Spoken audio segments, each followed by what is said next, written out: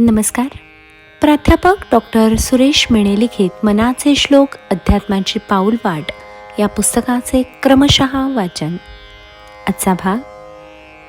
भ्रमे नाढळे वित्तते गुप्त झाले, जीवा जन्म दारिद्र्य ठाकून आले.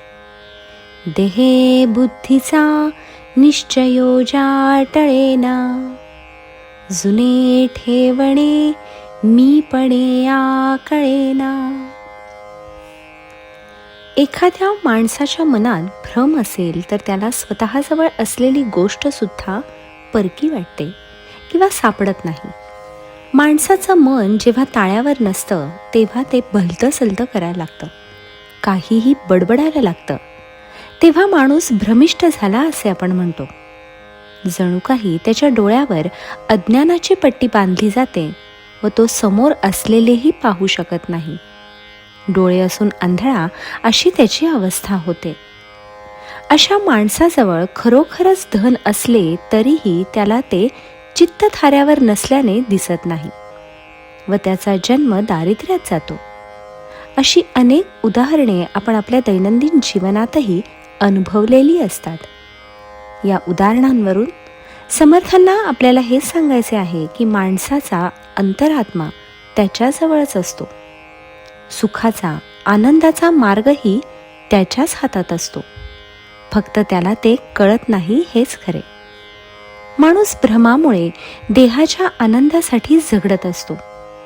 तो देह सुखासाठी प्रयत्न करीत असतो व देहाला सुख प्राप्त झाले की त्याला वाटते आपण खरे सुख मिळवले व तो आनंदात मशगूल होतो.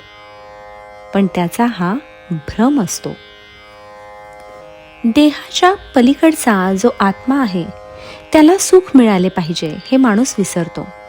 खऱ्या आनंदाला तो मुकतो व जो वरवरचा आनंद आहे त्यातच तो समाधान मानतो.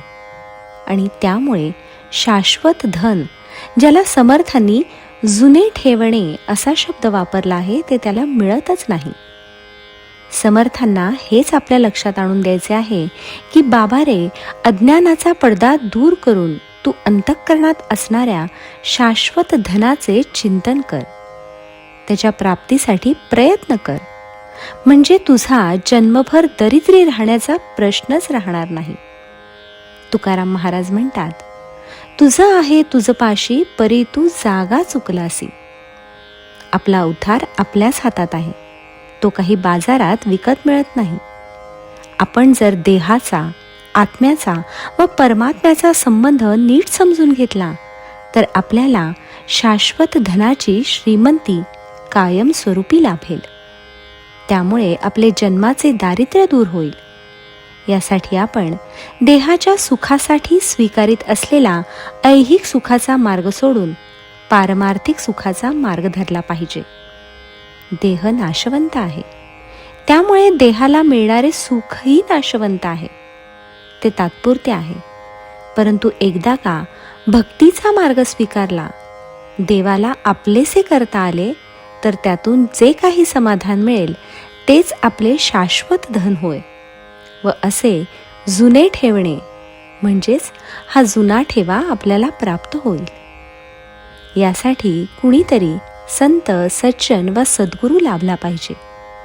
त्याच्याशी सुखसंवाद झाला पाहिजे, जेणेकरून तो आपल्या मनात असलेला भ्रम दूर करून अज्ञानाकडून ज्ञानाकडे घेऊन जाईल, देहसुखाकडून परमात्म्याच्या प्राप्तीकडे घेऊन जाईल व जुना ठेवा आपल्यासाठी खुला करून भगवंताच्या प्राप्तीचा मार्ग दाखवून आपल्या जन्माचे कल्याण करेल. हेच समर्थांना सांगायचे आहे. जय जय रघुवीर समर्थ.